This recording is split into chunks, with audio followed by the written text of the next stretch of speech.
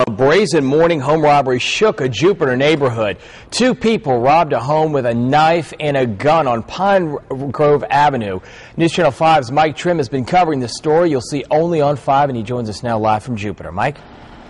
Yeah, and Jay, this is where the arrest happened after that home invasion. A very quiet neighborhood here in Jupiter at the intersection of Old Fort Jupiter Road and Pinnock Point Road. Now, while this neighborhood is shocked over this arrest, where the home robbery happened, that's another story. Mark Walker isn't too happy to see our camera after he was arrested here at his Old Fort Jupiter Road home.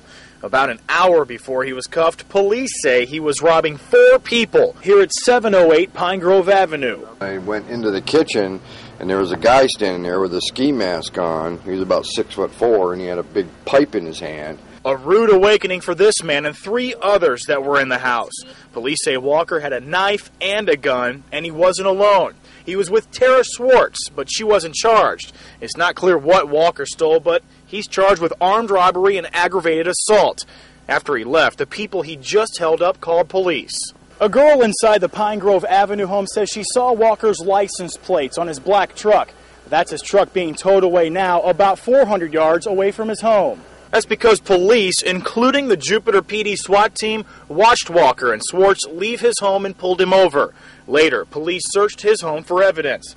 Back on Pine Grove Avenue, neighbors say this street is normally quiet and crime-free, with one exception. Michael Covert lives across the street and says police have been called to this home before. Well, the police come all the time. They don't do anything about it, so I don't know, I just know something bad's going to happen over there, and it did.